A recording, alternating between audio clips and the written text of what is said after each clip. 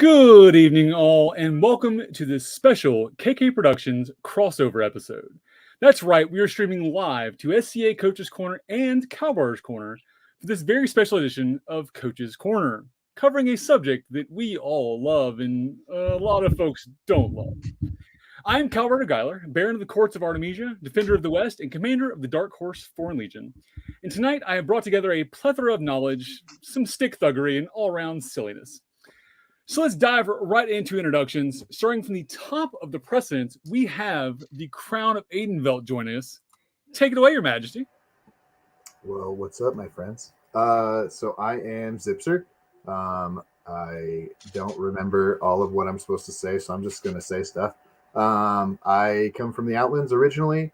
Lived there for quite a while, and then I moved to Aidenvelt probably 12 years ago. And they have beat me up with their son and their sticks ever since. I love it down there. But I fight sword and spear with a shield. I've just recently put a buckler on it as at the behest of the mighty Duke Sven from Antigone. I think he beat that into me. Madu's 52 inches, probably about the same size as Béla's, and sword's about 36 inches with a thrusting tip. So, did I cover everything, Cal? That's pretty close. Thank you, Rich. Appreciate you. All right, moving down. Next up, a veteran of KK Productions, the Boned Duke of the Outlands. Good evening, Your Grace. Good to see you again. For those of you who don't know, I am Duke Béla Kós of the Chippendales from the Outlands. I've been in the SCA for 32 years, and I fight with every weapons form there is, but I'm probably most well known for fighting sword and madu. I've been fighting sword and madu for about 28 years now. Won at least 5 of my crowns with that style. 5. Willing to teach anybody that wants to learn how to fight the style, how to fight against it, so that people can learn that it's not this magic winning formula that just gets you wins. You also have to be good with it. That's the key right there. That's what this episode's about, is Béla telling us that it's not in fact magical. All right. Speaking of folks who learn things from Béla, from the stellar kingdom of Antigone, a duchess who's been training with the Bone Duke, who knows a few of his dirty tricks. Good evening, Your Grace. Hi. So my name is Duchess Antigone of York, and I am from, as you said, the stellar kingdom of Antigone, which consists of most of Texas and Oklahoma. I am from the very center of our kingdom in Dallas-Fort Worth area. Which is very rich in a lot of royal family and a lot of very strong, multiple styled people, mostly 2-sword, great sword, and then we do have a plethora of madu fighters out of our area as well here. And so obviously I fight with madu, which it's been changing kind of in height and length. I've been playing with length. Because of my height and range is a little bit different than some of the other people here. We've been trying to play with figuring out exactly which one of those works, but it's not a short one. It's a longer one with the shield on, much like how His Highness now has, or Majesty, I'm sorry, has on his. And then, of course, a short sword, which I typically keep it around 35, 34 inches. And then background-wise, I've been heavy fighting for a little over a year. At this point, I had a medical condition, so I fought rapier for about 8 years before that. And then for 10 years before that, I actually was very much a stick jock in the Amp Guard foam fighting organization, where I primarily fought madu and short sword, same thing, but without a shield, and then sword and shield. So a lot of good stuff. I love fighting.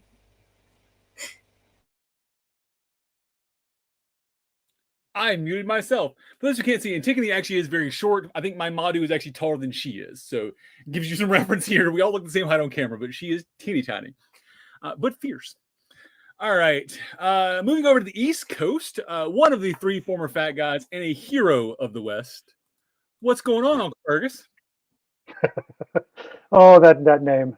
Hi, I'm Viscount Sir Fearghus. I was born and raised in the West Kingdom, but recently, the last 2 years, I moved out to Atlantia and am loving every second of it. I love my new kingdom. I miss my old home more than anyone knows, but I love my new area. As far as my fighting style, I went to the stupid stick, as I lovingly call it, a few years ago due to the fact that I had an injured shoulder and decided that after my shoulder was completely healed that I was having too much fun and said, screw everybody else, I'm going to continue to have fun. Been in the SCA since like 2000 and here in my old kingdom and my new kingdom, I've learned a lot, and I love teaching and instructing and showing people the idiocy of the joy that I have with this stupid thing sitting on the table next to me. There you go. Thank you for that. And I don't use the shield. No. and I think we're going to get into some specific styles because there is a plethora of styles on our panel currently too. So it's interesting to see some of the differences there. So be interested to talk about that. But last but not least, heading back to the West Coast from the Kingdom of Kaid, a baby knight, but all around fantastic teacher. Good evening, Sir Valentine. Good evening. Yeah, like you said, my name is Valentine Martin. I've been in the SCA for just about 5 years. After quarantine, that's really when I picked up one of my knights, put a madu in my hand, and I enjoyed it. And they immediately went, "Nope, you can't do that." And so I went to not in Kaid at least. And so I went to the axe, loved it even more, and became very successful at it to the point where, as I was coming up, they're like, "You're not going to get knighted that way," and that whole rigmarole. But to a point where they actually started doing, sword and shield only tournaments, and it was felt the hate a little bit. And after that, it was now they've actually have rules in Kaid, and it's been a beautiful thing to see.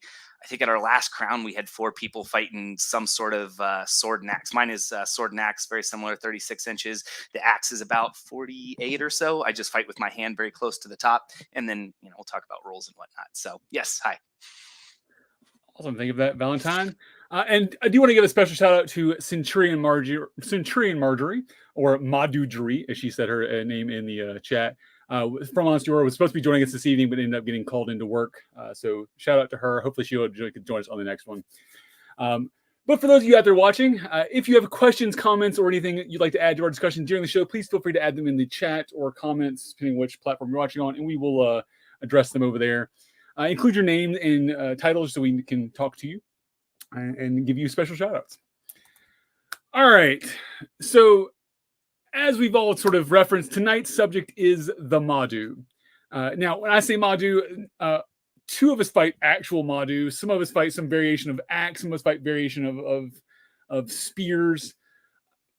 But when I say Madu, that's what we're talking about. We're talking about the thing in your offhand that has 2 pokey sticks or 2 pokey ends and some sort of offensive weapon in your other hand. That's what we're talking about here.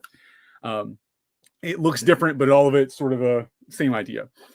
So I'm going to toss it to Béla first to give us the history of Madu as the oldest person here. So Béla, what can you tell us about the style in the SCA and sort of where it came from? You guys can blame the Outlands for Madu. The known world can, because Surasad Uden was the first one to fight with a Madu, and I think it was like 1979 or 80 is when he first started fighting with a Madu and got it passed society-wide as a weapons form. And it became a fairly popular weapon style in my kingdom. I know I can think of probably 4 or 5 different dukes who have won crown with that style. So when I first came to the SCA in 1990, there were a lot of guys in my kingdom that fought it. So it wasn't this big bugaboo. It wasn't this, ooh, that's a scary thing, because I just saw it everywhere I went. And so I think that's a different thing, but I think that's part of why some kingdoms don't like it so much, is because they never see it. And so they don't know what to do about it.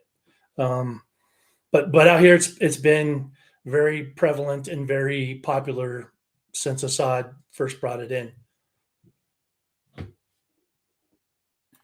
Thank you for that. And so, what was that year that started? It was either 79 or 80. I know it was before we became a kingdom, and we became a kingdom in 1986. There you go. So, yeah, quite a few years ago then. All right, cool. Mhm. So, rules wise, is there what rules do we have that govern Madu? And again, Madu style, right? So we cover either axe, spear, or Madu. What are our rules set? And I know there's at least some society level ones, and we have a couple of kingdom level specifics. So who wants to pick that up? I see Fearghus unmuted. Fearghus likes talking. What you got, Fearghus? I know in the West, I was never aware of any major rules. It was, for the longest time, it was frowned upon. I'm not going to lie. A lot of people had a lot of issue with the style because what they saw was kind of gaming the system. With the longer reach at the bottom, people kind of legging somebody and standing outside and poking at them until they succumb to however many thrusts they needed to succumb to. And so people got a bad taste in it in that way. And my knight, Duke Rolf, among many other things a long time ago on a different subject, really taught me my mentality on it. It was very simple, right? It's not your job to fight to my level. It's my job to figure out how to beat you, right? So that's what it came down to. Rules. I was made aware of a rule here in Atlantia not too long ago because I thought my stupid stick only had a thrust on one end. And that was the bottom end because I took the one off the top, which was the shaft, because of rules and people not liking the idea of dying to a piece of wood. Out here, I've been told that. Can you actually show what you're fighting with as far as, because you fight broken spear is your idea? So the beautiful thing about mine is mine fits in one camera angle, right? Like there you go. It is 36 inches from there to there, same length as my sword. Right, this is a broken. It's supposed to be. We'll make it really simple. Here's the real version sitting next to him. Is this? I just knocked the Hulk down. Right, so this is what I fight with, or a facsimile thereof. Right, there's a long story, right, about breaking shields, things like that in the Norse culture. But for me, it was very much like if my shield got broken on the warfield. Was there something else I could pick up and use? And yeah, there's going to be a ton of broken spears sitting around, right? So I can damn sure take a piece of steel and jam it through you one-handed, just like I could with a sword. But back to the rule thing real quick. I found out here in Atlantia that apparently in Atlantia, in the Atlantean rules, you cannot have a thrusting tip within 4 inches of your hand. Mm-hmm. So for the longest time, this part up here did not have a thrusting point on it. Because out here, because I didn't think it was outside of the rules. They said that because my hand rests here, there's more than 4 inches from my hand to here, so I could have a thrusting tip back on here. So basically, they let me start left hooking people in the jaw, is how that works. Which is just great, and we appreciate them for that. Yeah, I was like, I'm not sure you want that to happen, but. Oh, Coach's Corner in the rest week. Yes, I know. God dang it! Let me call my wife. So for anyone who never watched the show before, Fearghus did say in the West, or we can take a shot for that one. So I know. Other than that, so I was sort of looking through the society level rules. I could not find anything that said about thrusting tips at both ends, or that you could or couldn't. It's all sort of single weapon, like requirements for a sword is the same. Am I wrong there? Anybody want to jump on that? Well, I'm going to jump on something real quick. Something we talked about beforehand, before the show, is also the idea of the shield not being controlled by a hand. That's something else I think somebody else that fights that style should go over, is the shield controlling both a weapon and a shield. Your Majesty? Oh, yeah. That's my face. So yeah, and we talked a little bit about this before, but not everybody was here for that. As of right now, I don't know that there are any rules in the Marshal's Handbook that govern length or anything like that on a Madu. There used to be rules. I know, like being Béla Squire, like we got to hear about the Madu rules all the time. And it's a relatively newer style for me within the last 6 years or so. But I just remember kind of watching the rules go through as people hated how the rules were or how it was worded. I think at one point it was, Madus are not a period style. Like I think it even wrote, like it was worded that way in the handbook. And then it said you can have a weapon if it's 48 inches or longer, you can have a thrusting tip on both sides. My guess is when they pulled the, Madu statement out, is that they pulled the thrusting tip rule out. And so as far as I can tell, I don't know that there are any SCA specific rules in the book against Madus. I don't know that there are any for Madus, but none against them either. Yeah, So- anymore. I found so no weapon may have a cutting or smashing surface at both ends. So you can't have a cutting end on both ends, or like it can be like a staff or whatever. And then when thrusting tips are used, here's the requirements for them. And then the total mass can't exceed 5 pounds. So if you have a big heavy shield on it, that would add weight. So I know Valentine. I know Kaid recently came out with some rules specific to Madus or Madu style which matters for anybody going to Great Western War. Can you address those? Yeah. So originally, Kaid was their sticking point was no weapon attached to the no shield. Yeah, no weapon attached to the shield. So that was the non-starter for that point. So you were able to use a stick with a basket hilt, kinda, if you were using a which I had a different axe at one point. I'll show you that, but maybe. And my hand sits underneath, so yes, you can't use that front part up there as a punch, but you can have the thrusting. So what they came out with, and I have it pulled up in here somewhere, was that they limited the size of the 30 to 60 inches, so you can't have something fairly small, and no buckler greater than 12 inches on the Madu, and then the thrusting point cannot be closer than 8 inches to your hand. So, and that was their kind of compromise for it, and I'm all for it because I don't even know if we were the last kingdom that was had it out and out banned. So. Interesting. Okay, so Kaid has no closer than 8 inches for thrusting, and then Atlantia has 4 inches for thrusting. So I think that's at least on the same idea there. So you mentioned something just now about the punching with the axe face idea, and I know that I watched Fearghus rage down there. I know that's come up a lot with Madu fighters and things of that nature. You want to talk a little bit more about that?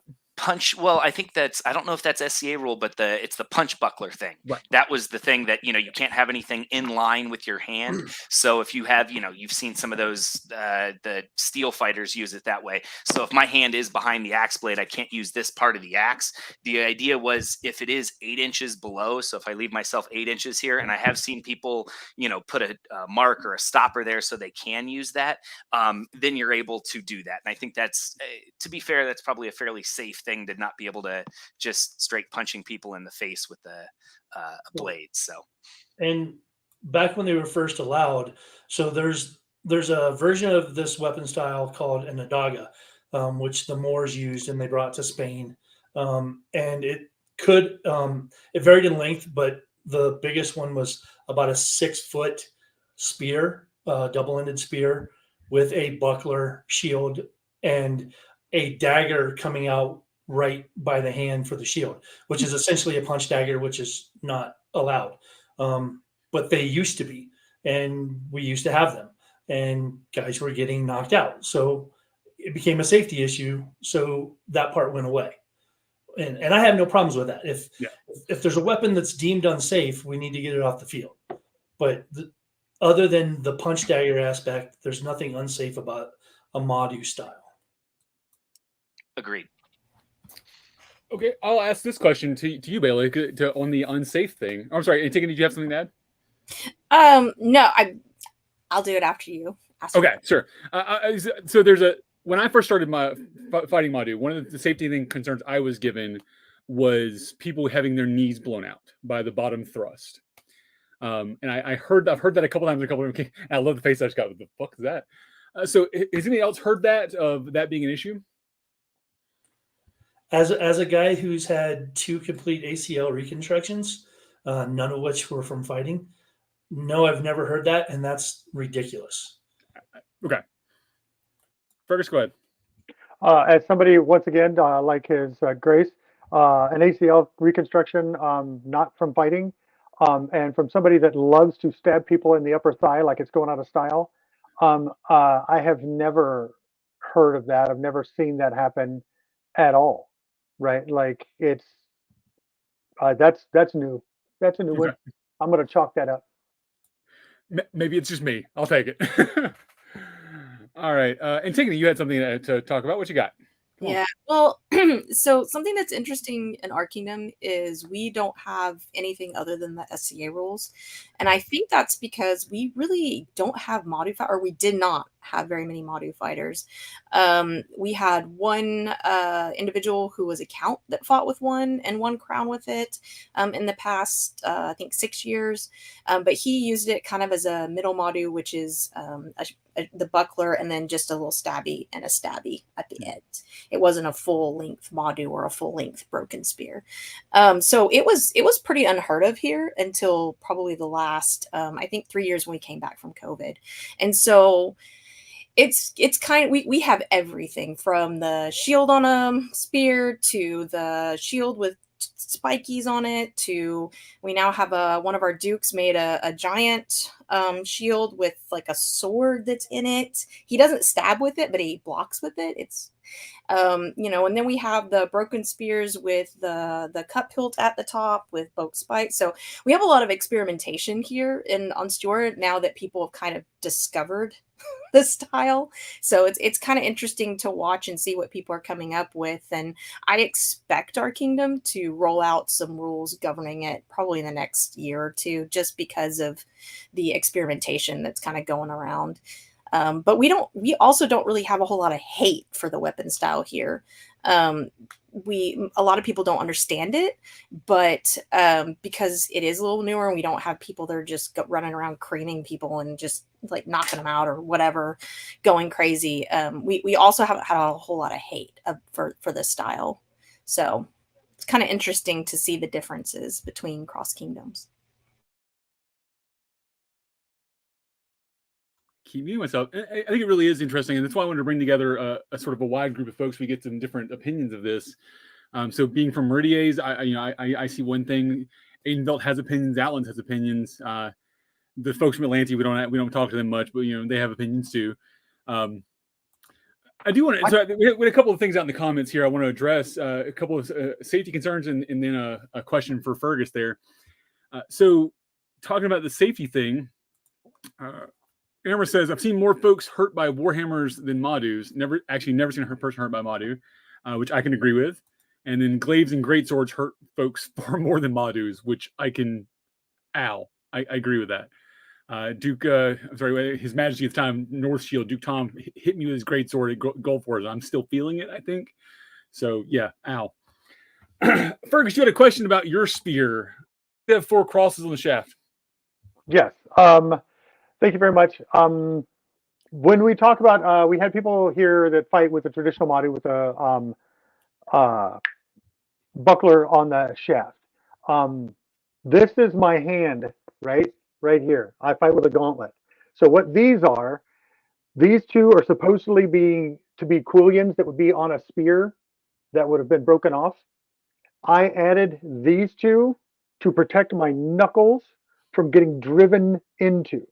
So these right here are a modification for my safety, along with these, right? That's what they're there for. It's because I fight with a gauntlet. Because for me, if someone knocks my broken spear out of my hand, I continue to fight. Yeah. There's no hold called. I tell the marshals do not call hold because I still have a gauntlet on. I am still fully fightable, right? I'm fully safe. So that's the reason why these are there. It's just a safety thing. I also use them to hook shields, things like this. I'm very active with this style. So Kevin, to answer your question, these are merely for my knuckles so that I don't look like I'm a gorilla and walk on them all the time. Speaking of the whole thing, we actually had that happen. So Glen Albin's last crown list was no shields list, which the Madu fighter was like, I want to go fight in that. Sounds fun. And there was a lot of people fighting Madu or Axe variations. His lordship, Shay, actually fought with a Madu for the first time and came in third in the list. So I thought that was pretty cool to see that, seeing some new fighters enjoying the style and seeing the effectiveness of it. So it was nice to see. All right. Oh, and also I see his Grace Tom is watching and apologized to me for smacking me with his greatsword. It hurt. He's a good fighter. All right. So stories, things we want to talk about. So why do we do this? So I'd like to go through the panel and talk about why each of us chose this, as Fearghus calls, stupid stick style. Start. Actually, I'm going to start at the bottom of the list. Valentine, why did you pick it up? Why did you shift to Madu? Or in your case, Axe? So I think a lot of it is you fall in, and I tell this to a lot of people, is the early success. You'll see a lot of early success with fighting the style. So that'll kind of get you the addiction.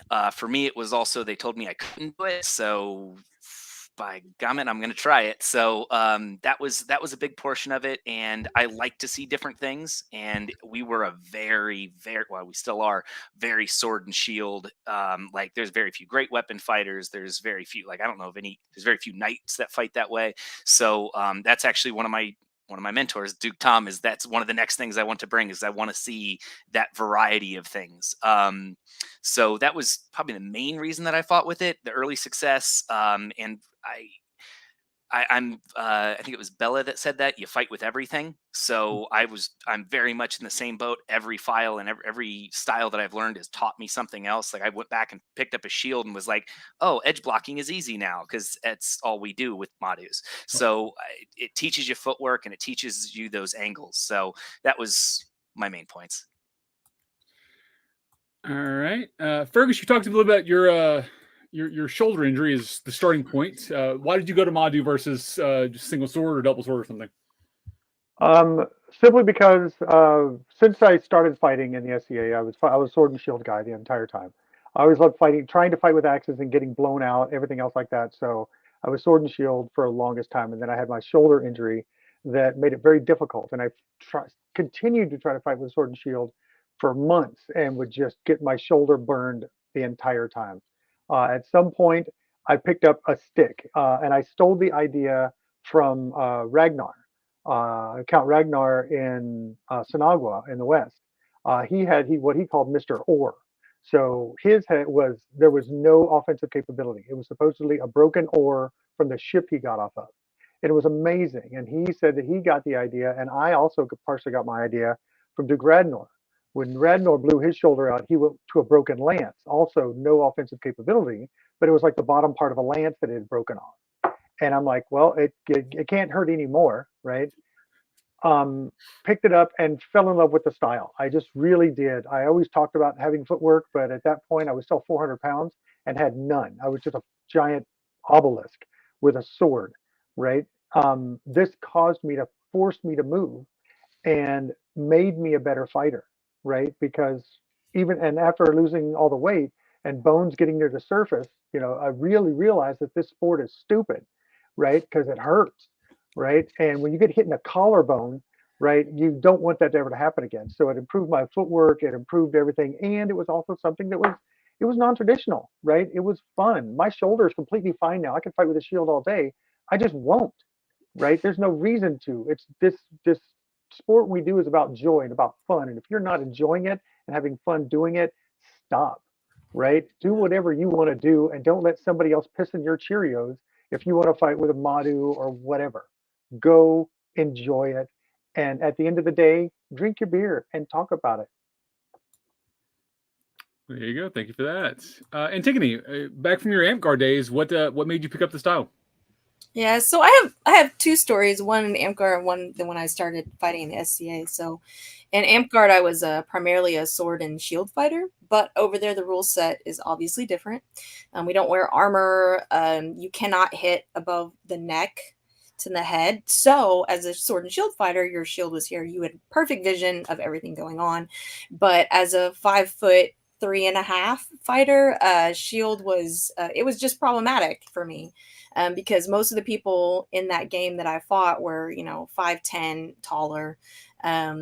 Almost, I think there were maybe less than 10 female fighters in the whole organization as well. So I just didn't have a whole lot of success with that, and due to my height, and I also have a negative ape index, whatever, the arm to height, so that doesn't help me any. And so someone that I was kind of training with was like, hey, you should try a down spear and a short sword because of your height. And I was like, well, fuck it, it can't get any. Oh, sorry, I said a bad word. It can't get any worse. I didn't know if that was okay. So it can't get any worse for me, right? Thank you. Warning, Antigone will use offensive language. So I was like, sure, why not? And the learning curve was a little steep for me, because I wasn't used to being able to fight at that range. I was used to having to be like almost face to face with some of these people in order to fight because of my height. And so after I got used to that, and I loved it so much. It gave me the ability to fight in a range that was competitive. It really went to my strong suit of being able to move, footwork, range, all the things as a short person that you have to be good at. And so I really enjoyed it, and just kind of fell in love with it from there. It is insanely fun in Amtgard. And then the second, when I came into SCA, I couldn't fight rope, but when I did start fighting heavy, I started with sword and shield, left-handed, and I hated it. I couldn't see. It just was awful for me. And one of the biggest things is I need to be able to see in order to read where I need to be in range, how far my opponent is. Are they on my left? Are they on my right? Like, I'm just not good at this guessing game. And as soon as I tried to look, of course, I got hit in the head for it. And so I was like, you know what? I'm done with this. Let's just go to Madu and short sword, because that's what I'm so used to fighting with. And it's been a minute since I fought with it, but at least I'll be able to damn well see.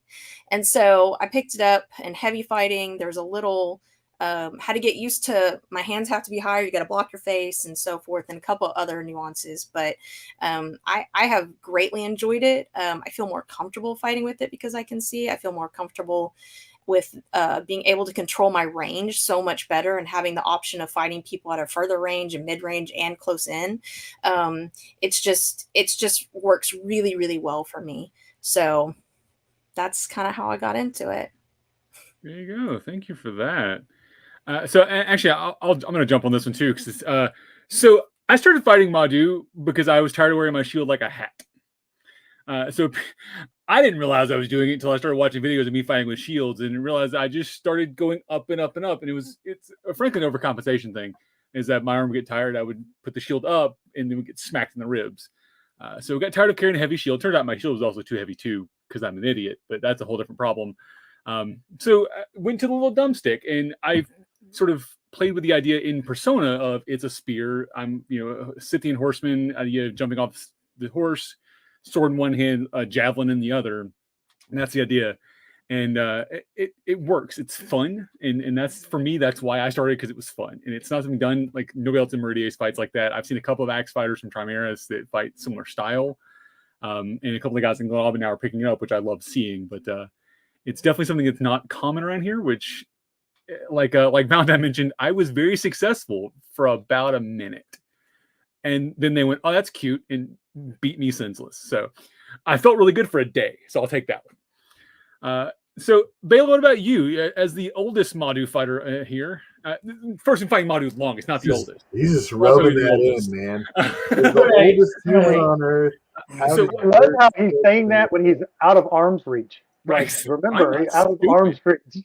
Okay, hold on. I'll bring this. Béla ducked me for a good couple years. Wouldn't fight me. Him and Griffith both were scared of me. Yeah, Griffith that's still exactly is. what happened. So I'm just saying. I did. I heard Béla. He was always like, "Can't fight cow." Oh, no. That's right. Grace? So for me, I found the SCA when I was 20, and I came to the SCA from a martial arts boxing background. I did Golden Gloves boxing, K1 kickboxing, Muay Thai fighting, all that kind of stuff before I even found the SCA.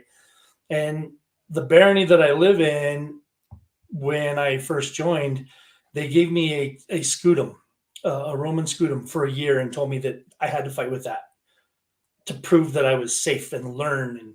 And that thing was a garage door. It was, it was 2.5 feet by 4.5 feet, 3/4 inch plywood. And I hated it. So as soon as the year was up, I started fighting two-stick Florentine, and I started giving out two-stick hugs because why not? But unfortunately, the very first time I hit a Pell with my left arm, I blew my left elbow out. So then I couldn't hold a shield. I couldn't do anything, but I still wanted to fight. So I went to practice with just a spear, essentially, in my left hand and blocked. And then I very quickly learned that having a hurt elbow that was getting hit all the time was painful. So I put a buckler on the shield and basically just made a madu.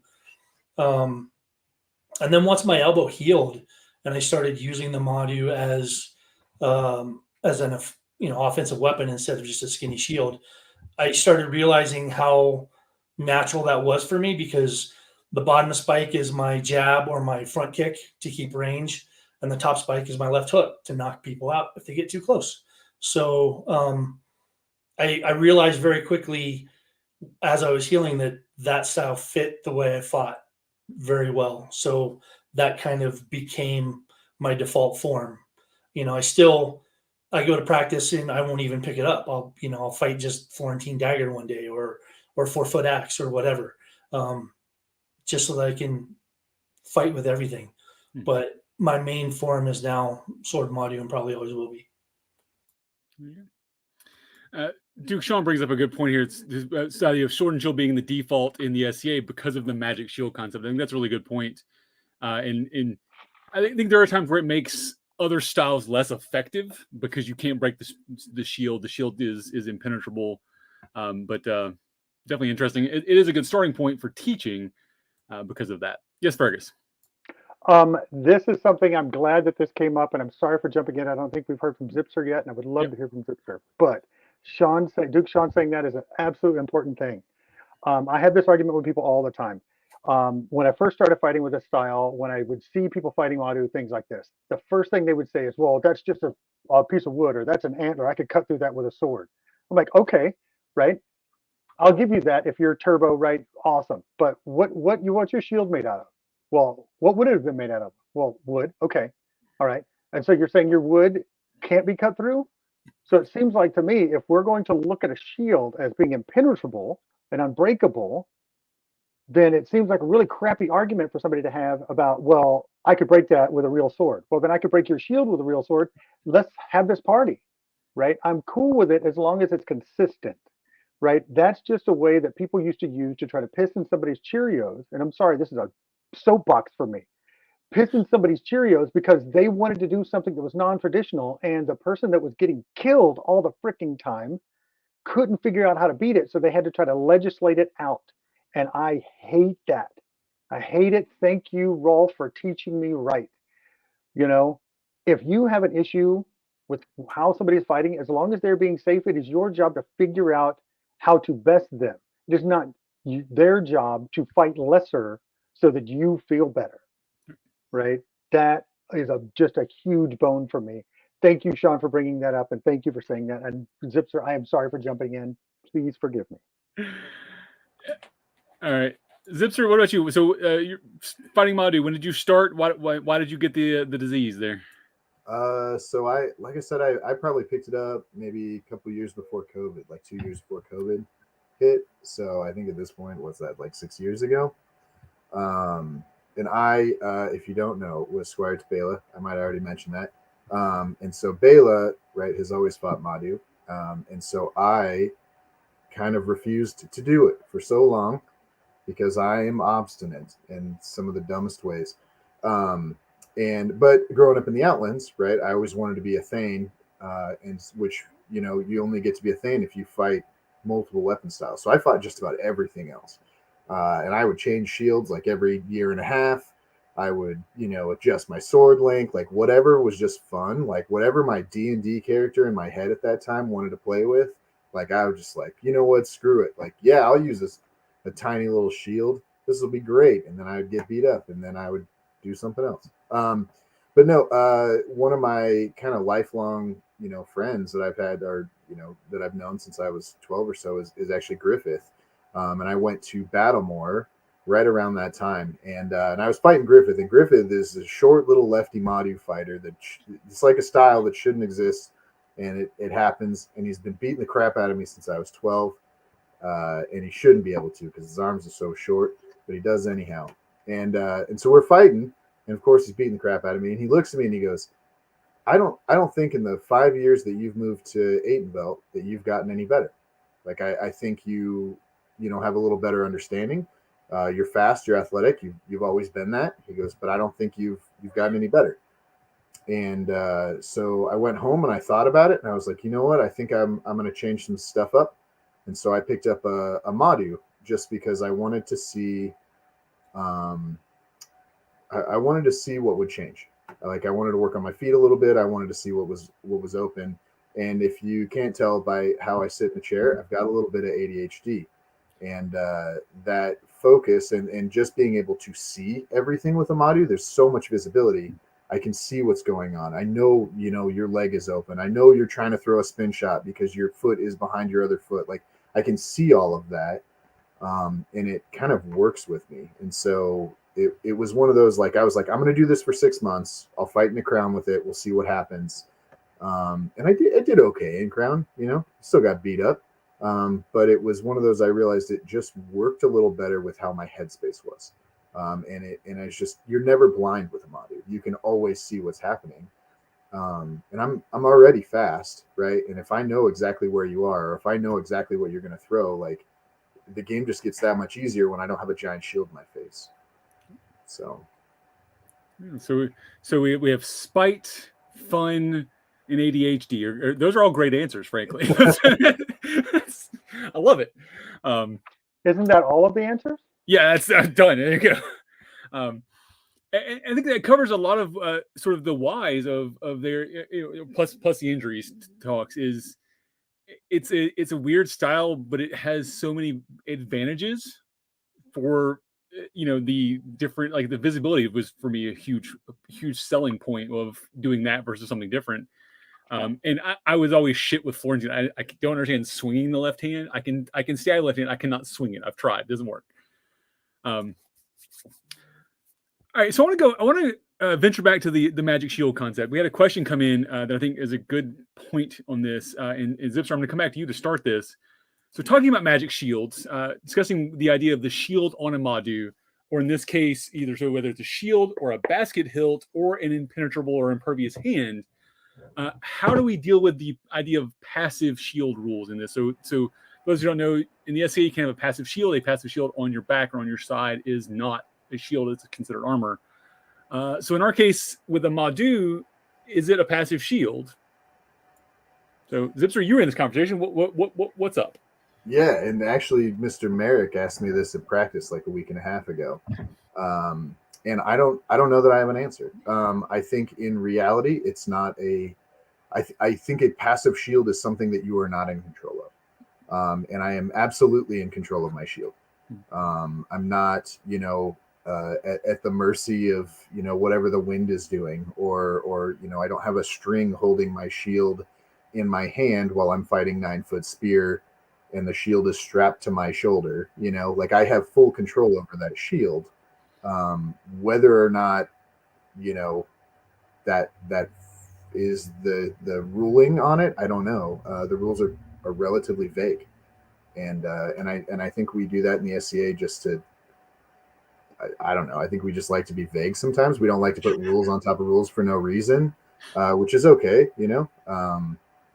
but it is kind of a weird, like, to me, it's an active shield, and especially like at Gulf Wars, and I've talked about Sven and Ragnar a little bit, and even Antigone, right? Beating the crap out of me at Gulf Wars, and even showing me how I can use my shield a little more actively.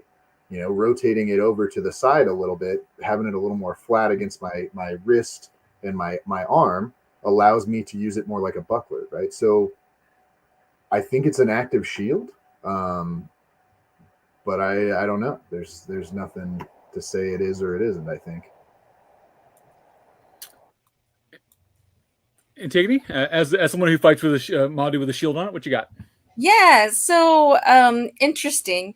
I originally didn't fight with one on there. I thought it was dumb. Who needs that? And then when I came over to the SCA, my husband's Duke's been, everybody knows that, I think, at this point. But he said, hey, let's put a buckler on it just to protect your hand and your wrist, because my hand is a child's hand and my wrist is incredibly small, so very prone to injury. And so I was like, fine, whatever, I'll work with it. But my particular buckler is plastic, not metal, but inside of it, I actually have a trigger put on it in order to, because my hand is very, you can't really, okay, it keeps blurring it out. Anyway, my hand is really, really small. And so to keep hold of it and be able to control the shield a lot better, we bolted the shield to it. And then on top of that, I have a trigger in there so I can control it just like I do my punch shield. And it works exactly the same way. I can rotate it in, out, have it laying against my wrist, which is how, I can spin it either way to where it's flat facing or against this side. Since, sometimes you need to change those angles, but I have full control over my shield all the time because of that. The other thing that I've had to do with it is, and so I could fight out in the West with it, is there's a little piece I had to put on the inside to protect my fingers, because I don't want to fight with a full gauntlet. My hands are so small that gauntlets don't work very well for me. So I have that piece now on there as well. But yeah, I'm with His Majesty on this, and that I have full control over it. There's no reason not to have that there. And I fight with a very small buckler, and mostly it's for protection of my hand and my wrist. If I had a gauntlet on, it would block almost exactly the same thing. So Agreed. Béla, you have a fairly substantial shield on yours, I would say. What's your it's about size? I think it's about 17 inches across. Yeah. So what I always tell people is this. So my shield is attached to the Madu stick. It's clamped on there so it won't move. And I do it that way because what I found is the ones that move are a lot less dangerous. I'm much more likely to hit you with the shield, with a top spike, if that shield can move.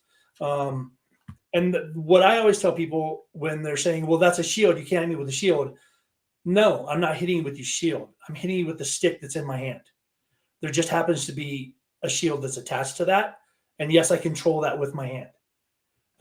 So I don't think it's passive, but it's also, that's not what I'm hitting you with. I'm hitting you with the actual stick. Interesting. So that's actually in two different points then, is whether it's passive or not. I think we've all agreed it's never not a passive shield. But then yet, are you attacking me with the shield? No. But also a little bit yes, but no. It's weird. It's like I can see where I can make an argument both directions on that. That's interesting. All right, so like I know Valentine and Fearghus and I don't fight with shields on ours. Fearghus, you have something to add to this topic? Yeah, as somebody that doesn't fight with the shield on mine, but understanding exactly where they're coming from. If I'm deliberately blocking with something, that inherently makes it non-passive, right? Passive defense and passive shields they were designed because people they would put a shield on their back over with a strap and then say, I don't have to take that because you hit the shield. That is passive. Correct. You are doing nothing, and it is just passive defense. It's just like a long time ago in a land far, far away, they had what they called the dag defense, where people were making these 14th century surcoats that when they put their arms up, material ran from their wrist to their hip, right? So this was just a giant carpet. And in this position, right, people would hit the cloth, and the person being hit wouldn't feel it because it would get caught up in the cloth. That is a passive defense, right? Inherently, our style is not passive, right? We are deliberately blocking with that shield, or for me, with the Quillians, right? Inherently making it non-passive. So when people bring up once again, that is one of those things where I'm just like, you're just saying that to try to punch a hole in something you don't like because you're tired of getting beat by it. There you go. Zipser, I just noticed your name, by the way. I just noticed that. This is why I can't let you kids have toys. All right. I've been changing it. It was Zipser Kós for a little bit. I saw And that. it was Zipser the Holy. We're just having a good time. This is I'm over trying to do things, and you're all right. All right. We got a couple of more questions here. So, His Lordship Thorin from the East Kingdom asks, "How do we deal with those who won't fight us due to the Madu style?" So I've had this happen a couple times to me personally, and I'll take this first. And I'm curious if anyone else has dealt with this. So the rule is that you don't have to fight anybody, right? According to the rule, you're never required to fight anyone in the SCA. Hard stop. But if you're in a tournament and you choose not to fight me because you don't like my style, then you withdraw from the tournament. I'm still fighting. So that's how I deal with it. I think sort of like Fearghus said, if you don't want to fight me because you don't like it, that just means you probably can't beat me. Now, you probably could beat me, but it's because I'm not that great of a fighter. But if like people like Béla or whatever, I think that's the idea. If there are some legitimate safety concerns that you want to bring to me, I'd like to hear them. I'd like to hear what I'm doing that's a safety concern, and I don't think it's the weapon. I think there are definitely more safety concerns, as we've addressed, than that are being caused by my weapon style. If it's me causing it, that's a different problem. So who else has dealt with people not wanting to fight them? Valentine, what you got? So as I mentioned previously, the kingdom had a lot of hate for the style. So they went as far as basically they called out one event where it was no axe in the offhand, and I'm like, that feels really personal. But it gets to that point where I've had knights go, oh, that's a gimmick, I'm just going to bring out my glaive, and it's like, great, I get practice against great weapons for that. So, and I really think that's the attitude you have to take with it, is if you are, it's one thing if they're doing it the Madu, but if you're making it not fun for them. And I always try to open up the opportunity of, we have that dial for 10%, especially at practices and things like that, where you're not, you're fighting 10% better than the person that you're working with, and trying to keep that attitude of, we're having fun here. And if you're not being successful, let's work together and show you what I'm doing and why I'm being successful against you. Those are that's the type of attitude I've had to take with it, because of, especially with the intensity that they had in Caid for it. So keep it fun, keep it light, and don't be afraid to, reach out like, hey, this is what I'm doing to you. And, it's different pickups and tournaments, but I don't think I've had anybody straight withdraw from a tournament from me yet. So I'd like to take this one. Come on. If you don't mind, Cal. So for me, it depends entirely on the other person, right? If especially if it's a newer person and they just look uncomfortable and they're not sure of the weapon style or whatever, I ask them questions. Do you not feel comfortable? Have you never seen this weapon before? And then sometimes I can talk them into fighting me with it. If not, I ask them what they would like me to fight with and go get that. If they're one of those people that goes, oh, you're a Madu fighter. Oh, then I go, excuse me, my lord, is your lady here? Can you point her out to me? And then I go over and ask her what she'd like me to fight with against her lord. And then I beat their ass with that. That's and then dirty. afterwards, I asked them, would you like to learn how to fight against this style that you hate so much? But I'm kind of an asshole that way. I was like, one day we all want to be as cool as Béla. That's really what I'm hearing here. That's the goal, right? Fearghus, what you got? I've had a situation similar where I would get that sense, and I would see people. I don't want to say ducking the fight or anything else like that. It was just like they would deliberately not come and face me, right? And I would whenever that happens, and whenever I feel like that happens, the first thing I do is I approach them off to the side. Like I get them whenever they're by themselves. I'm like, hey, is everything okay? Have I done something wrong?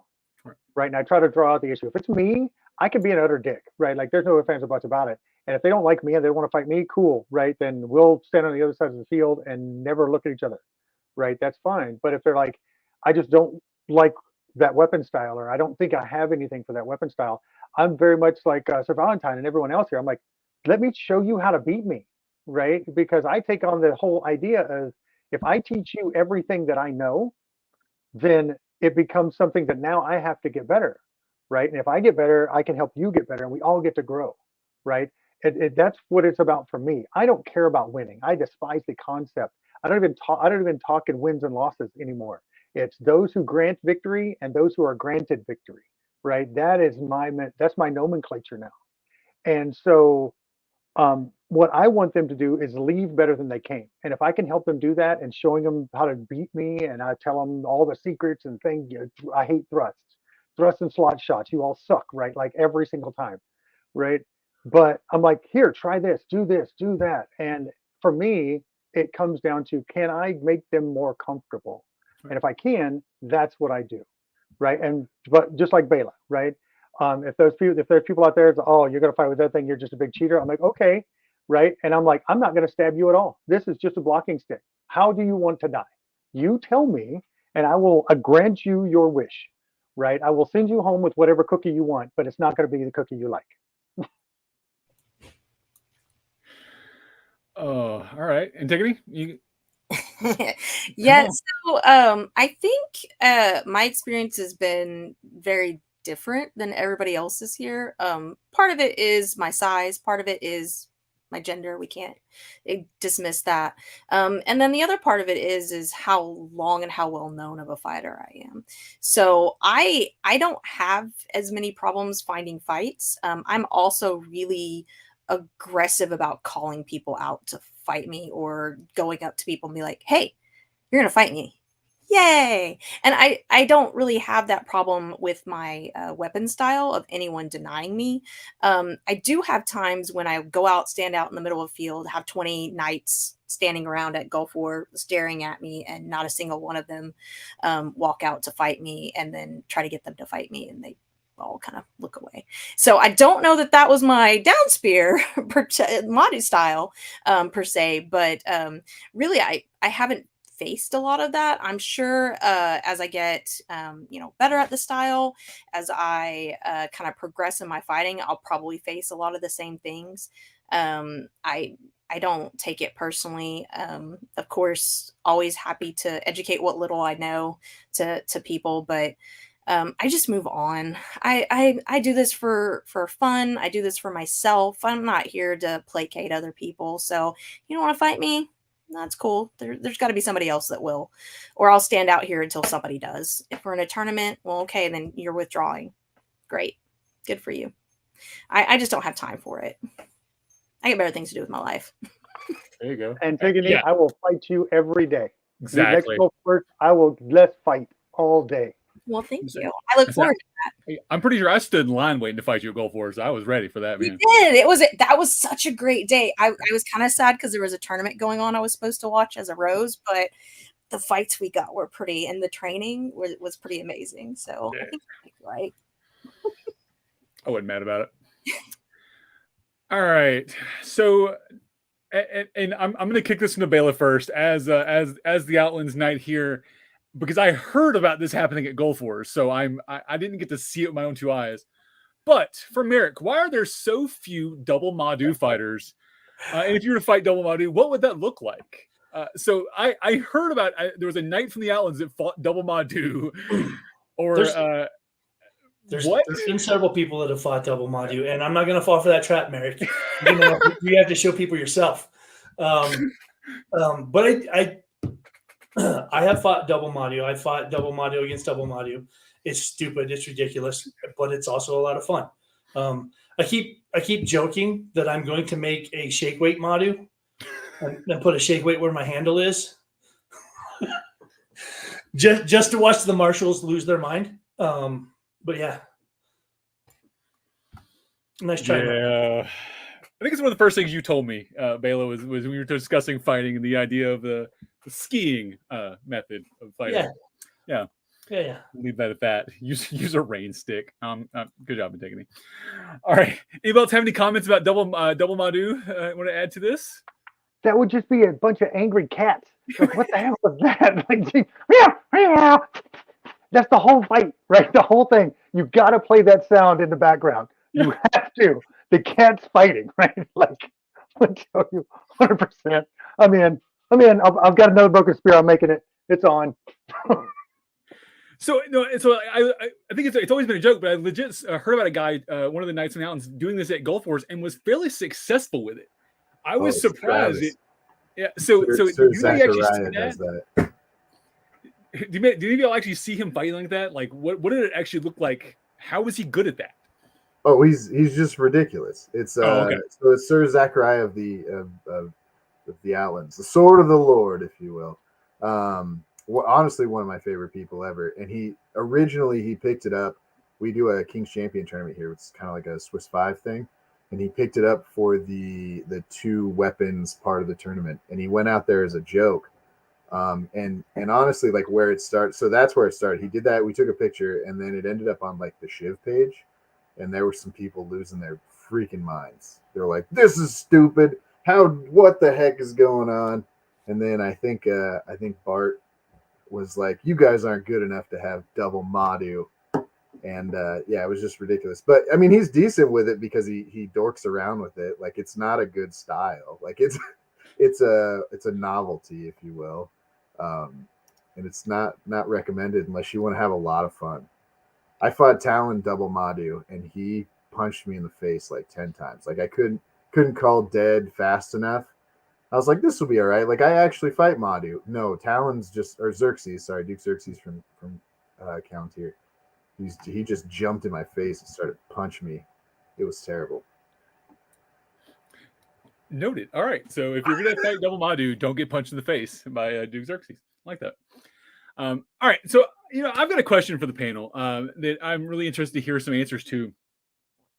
What's the thing you hate most about fighting Madu? What is like the one disadvantage that you found in fighting your style that's like your Achilles heel?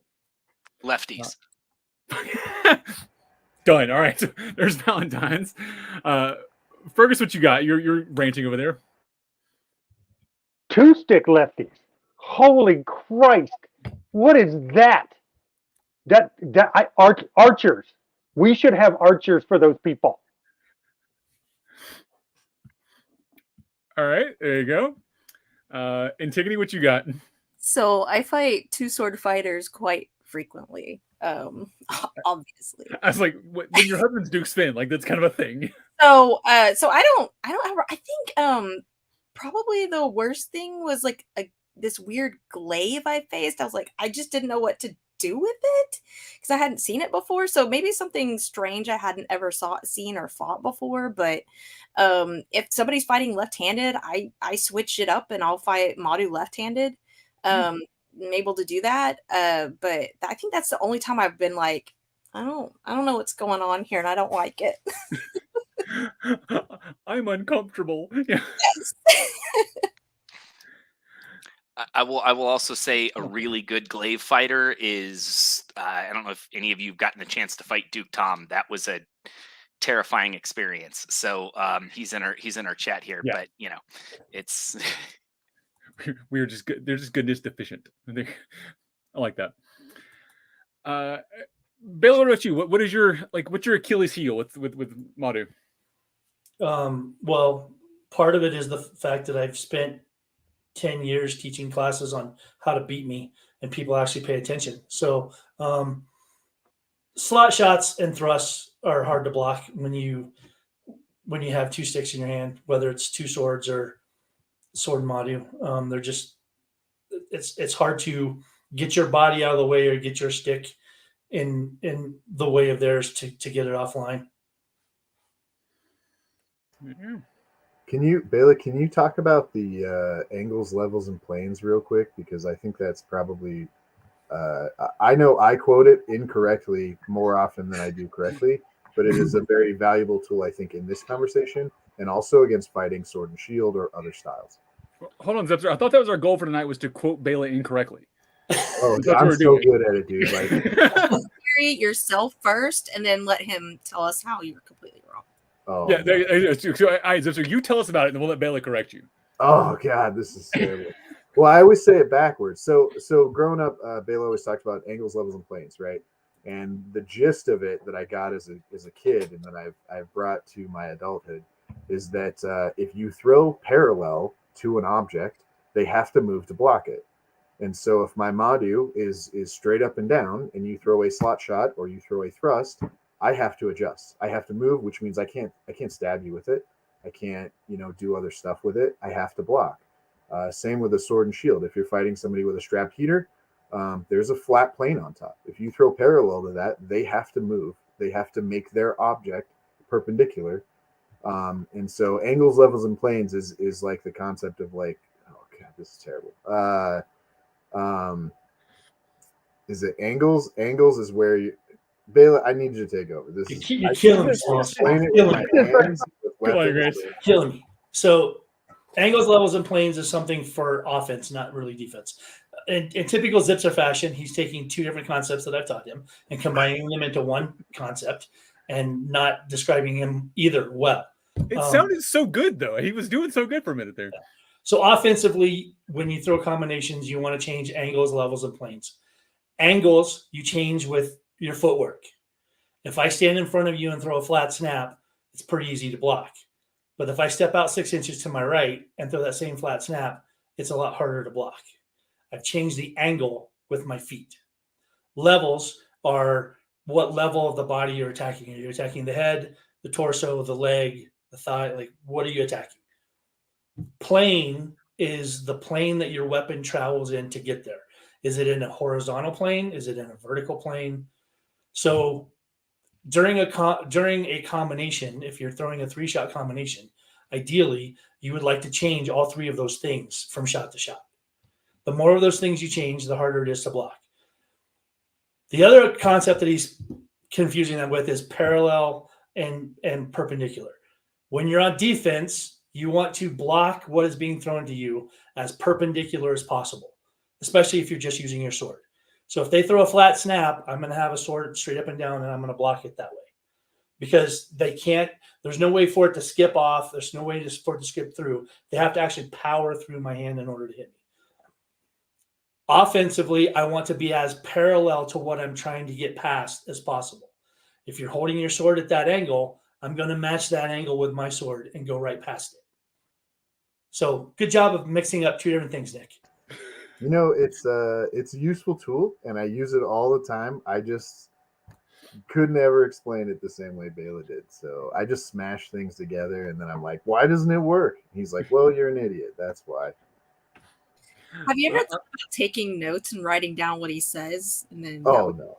I have a book. I've always had a book. He told me when he's like, bring your book with you, write things down.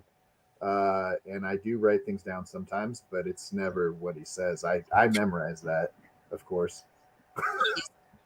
Yep. Yeah. I do want to say one more thing, though. We did talk about Duke Tom, if that's cool. So Duke Tom fights Glaive, and not only does he fight Glaive, he fights Glaive really well, like well enough to be a Duke, obviously, and that's what he fights. But I think in general, a Glaive is kind of the scissors to the paper with Madu. I used to fight with a basket, and before switching to the buckler, I could not block a thrust straight to the center of my body. Like, I have to scoop it. And so like I was going and doing a lot of fencing with a dagger just to figure out how to block that. And then I put a buckler on there, which gives me a little more thrust protection. But just in general, like, a glaive can stand 6 feet away from you and poke at you, and none of your tools are designed to block that as a sword in Madu. So, that's something to take into account is, if you don't want to fight a Madu with your sword and shield, like, grab a glaive, make me chase you, and stab me in the stomach as I do it, and it's an answer. I don't know that it's the answer. And I don't know that it takes someone as good as Duke Tom to make that work. He makes it work, and he makes it look really awesome because he's really good at it. But I just don't know that it takes someone as awesome as him to really make that happen. Fearghus, go ahead. Talking about the glaive thing, and I am not saying I am great at fighting against glaive. I am not. I have the same problem. I am a wide object, and a thrust is a small object, and those two should never meet, right? The way that I deal with that quite often, though, is when I see the glaive fighter come down, point on, which is where they should be, in my opinion, fighting us, is I'll elongate my stance. I fight a lot of sword leg forward, right? So I will elongate and actually reach out with my sword to take up some of that space so that when the thrust comes, I feel like I have more time to do something with it because I'm in contact with it faster. If my hands are back farther in that kind of A-frame thing that we kind of get into quite often, that's whenever I take it in the chest a lot. So I try to bait that a little bit and then swipe it down and then get in, not on top of them. I just want to get past their hands, right? That way I still have all my vision, but I'm past their hands. It's much more difficult. I either get killed at that point, either by a butt spike or missing my block on the hack, right? But I try to get to where I don't have to deal with that upper thrust as much. So I don't know if that helps at all, but that's what I do if I can get there. I think it's getting past it, and apparently we're giving Duke Tommy a swollen head, and this gentleman's problem later. So I like this. So Madu and Glaive do have a ton of interesting intersections and similar needs that are met in very different ways. So I think that's a great point, and I hate fighting Glaive fighters. So yeah, I would love to see more of that. And I have to give Duke Tom some credit. When I did get to fight him, he fought me and killed me and fought me and killed me. And then he fought me and I got in and got close and I kind of stopped and was like, "You're toying with me, aren't you?" He goes, he did the Fezzik thing of, "I want you to feel like you're doing good." And then he killed me. So I felt like I was doing good for like a second. And then I realized, oh, you're just being nice. Thanks. And I walked away crying. But I learned something that day. And so I'll take that. All right, so what else we got? We got about 15-ish minutes left. Don't apologize, Your Grace. It was great. I loved it. We have about 15 minutes left. What else do we want to cover? What have we missed? Valentine, what you got? Well, I was going to ask a question to the group of what I started out in Kaid and had like my funny enough, my knight is a 2-sticker who's a lefty, 2-sword fighter. But I had very few resources and very few kind of places to get started other than, look at this guy named Czypser out there and, see if you can find a video for him. But I didn't have a whole lot of resources. So I really had to develop mine in a bubble. So what would be those places for new Madu fighters that you guys would point to? There you go. All right. Who wants up first? Yeah, come on, Antigone. You got it. So I think first, so there's two different parts to this question. One, are you new at fighting, or are you just new at the style? I think if you're brand new at fighting, then really the best thing for you is to learn the basics of fighting, of stance and range more than anything. You're going to want to learn range control kind of first. With a Madu, in my opinion, especially as a short fighter, you'll just stand there and get killed. So as far as resources out there, there are a ton of videos, YouTube videos, classes that have been filmed about those things. And that's kind of where I would start. And then for Madu specific, there isn't a whole lot out there for a specific Madu how to get started. There's a lot of videos out there that kind of show Madu fighters and things like that. But as far as a direct, here's a playlist of all the classes for learning how to Madu fight, that's not really out there.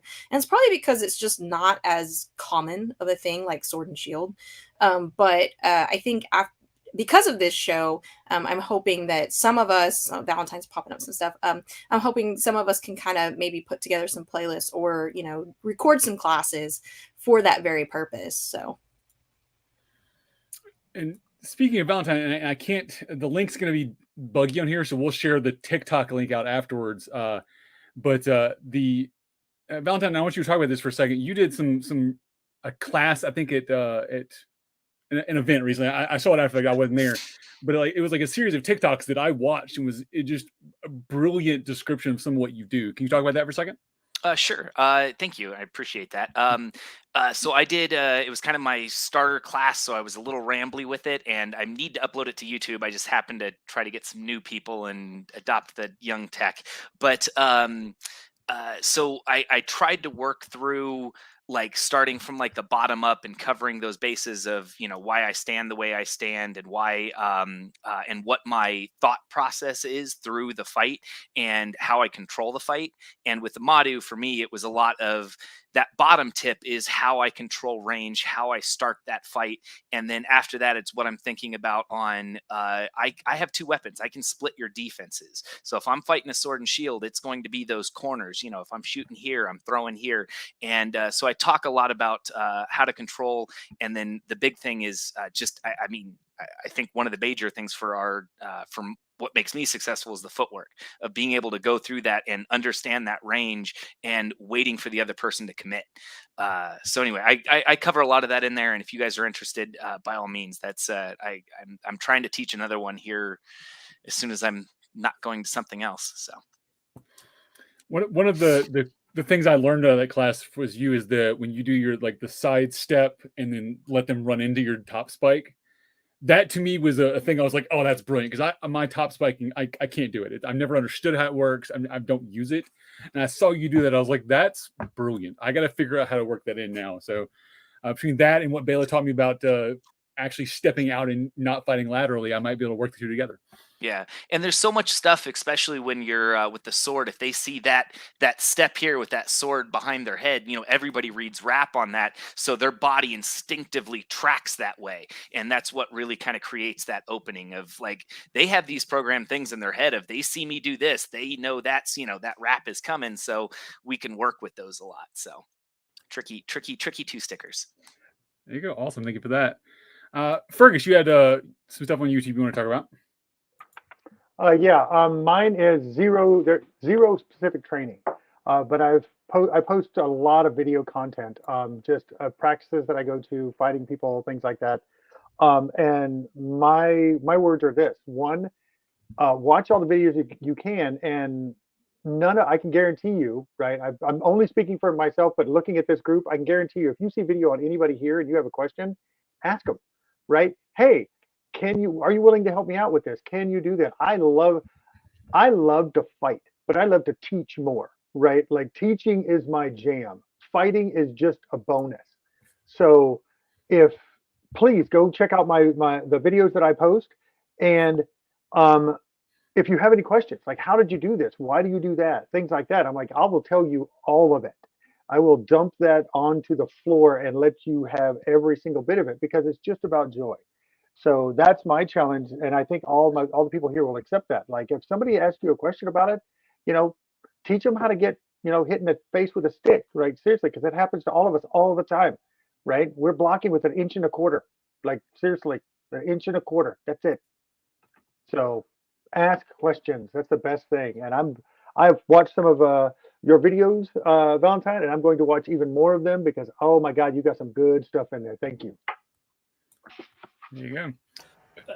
For me, I think the best teaching really is done in person. I mean, there's a lot of great stuff out there online. There's the YouTube stuff, and you know, SCA Coaches Corner. There's lots of stuff that's getting put out there that are great resources for people to learn. But nothing really beats hat time, face-to-face learning. So the biggest, easiest way to learn is get out of your home group, travel inside your kingdom, travel to the big events in your region.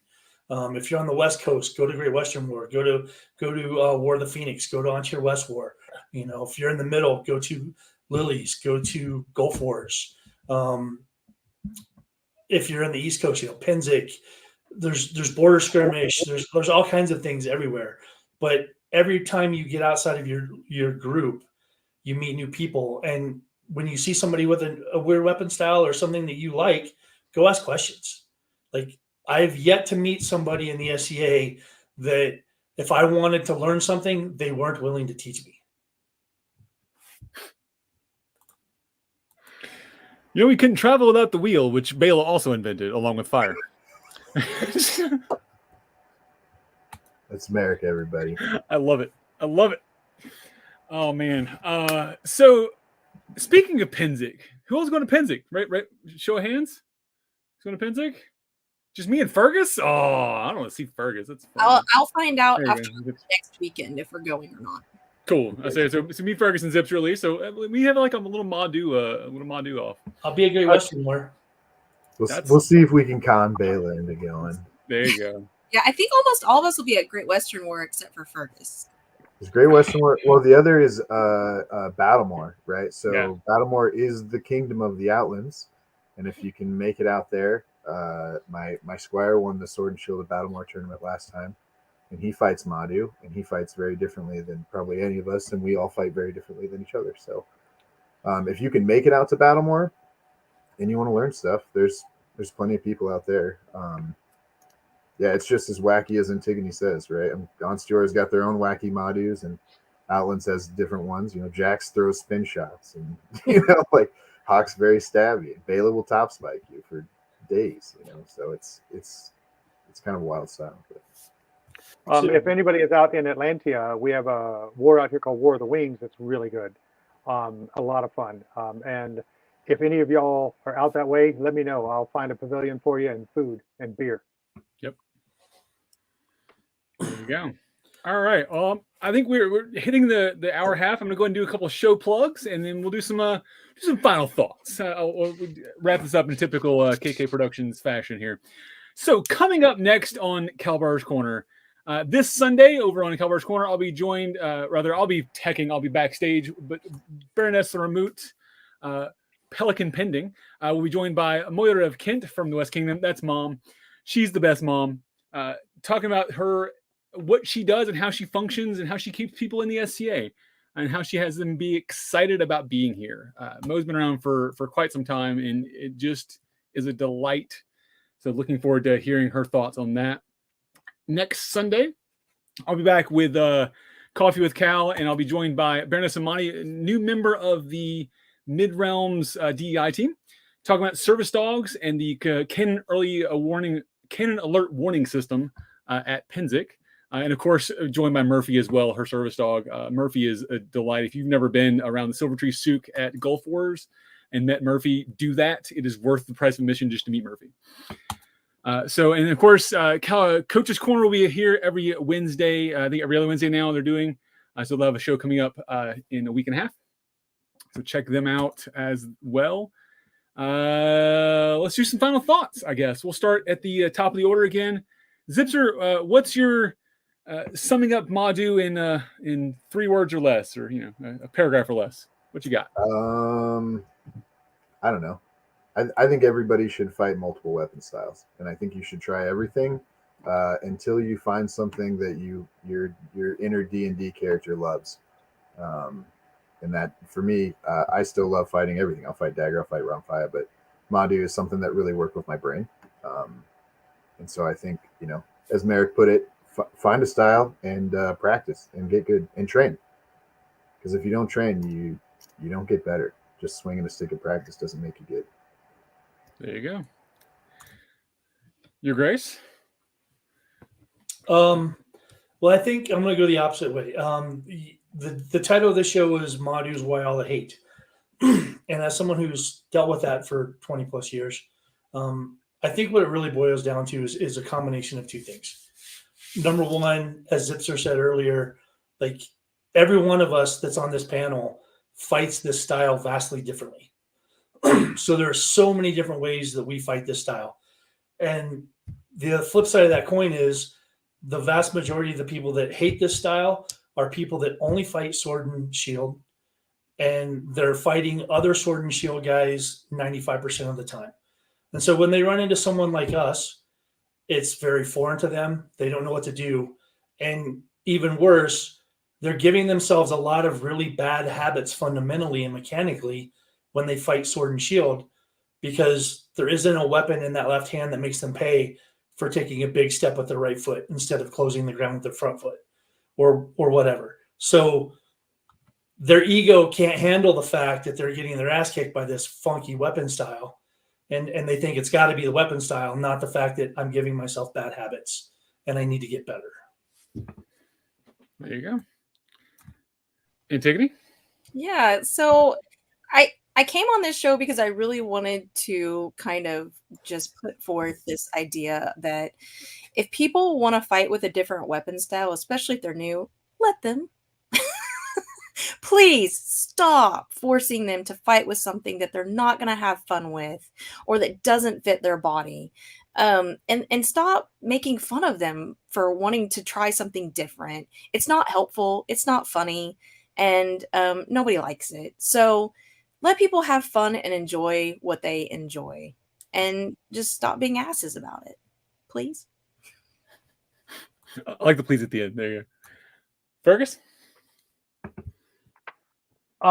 Perfect person for me to follow. 100% everything that she said. So I'm only going to go over part of it. One, fight whatever the hell you want to fight. If you can show me that it existed in history, fight with it. I don't give a rat's ass. From what I understand, someplace in history, somebody killed somebody with a jawbone. I don't care, right? What I care about is joy, right? Utter and complete joy. If you're not having fun in what you're doing, don't do it. This is a violent sport. And you can get hurt, and you can actually hurt people. Not intentionally, I hope, but you can. If you're not enjoying it, don't do it, right? And for those people that our idea and what we love to do makes them mad, then go be mad some other effing place. And I'll say it, some other fucking place. That way there's two fuckings in one show, right? We just crossed the PG-13 barrier. Damn it, we were doing so good. And it wasn't me. I know. Stop pissing on other people's Cheerios. Seriously, let them enjoy whatever they're enjoying. And if you don't want to fight it and you can't figure it out, then go find something else, right? Don't be that person, right? Thank you very much, Antigone, for everything that you've said. 100%. And I want to thank you very much for having me on this panel. I am gobsmacked with the amount of knowledge and wonder that is here. Thank you very much, Cal, for inviting me to be here. This is amazing. Of course. Valentine, follow that. Enjoy. I was going to say that's going to be tough. The big thing is put yourself, for me, obviously make sure you're having fun. I want to see all those different crazy weapon styles. I want to see a variety of things. One of the hardest things I do is when I have to fight another Madu fighter, because I don't get to fight him very often. I don't know what to do against you. I will say when I first started in picking up the Madu and started dominating the tournament scene, they didn't know what to do. And they have gotten better, and it has forced me to get better. And we're now back on that, like I've faced those people that, refuse to put a thrusting tip on their sword and fight with a side mount round just because they like to fight in hard mode. And he beat me in the finals of Crown. That's my Grand Knight. I'm calling out Duke Adam. But we're all going to have that thing that makes the sport fun for us, and we can be successful with those. So go do it. There you go. And hey, Cal, yes, sir. real quick, for anybody that wants to come to Baltimore, Master Hawkle, this is the shield that Master Hawkle made as the prize for the Sword and Shield of Baltimore tournament. So if you can come to Baltimore, you can try and beat me to win this. Wow. That's going to look wonderful on my wall. Yeah, it's good. That's look nice. I like that. All right. Final thoughts for me. I'm actually gonna bring up a note from the comments here. Don't be the FU in fun. I like that. I'm just gonna go with that. Don't be a dick, man. This is a fun game. Play your persona, do what you do. So I want to thank the five of you and Margery as well, who couldn't be with us tonight, for being willing to come on camera. I know certain older folks over there in the corner don't like being on camera. We appreciate the time tonight. And all of you out there watching, we appreciate you for tuning in. Keep tuning in to Coach's Corner. Keep tuning in to Kalbardrs Korner. Don't forget to support the channels. Look us up on Patreon, patreon.com/KK Productions. Support Coach's Corner, Kalbardrs Korner, Ask Nights Live, and all the other channels we support here. But until next time, folks, this has been, and I'm going to do this, hold on, Czypser, Béla, Antigone, Fearghus, Valentine, and Cal in Kalbardrs Korner. Have a good night, everybody.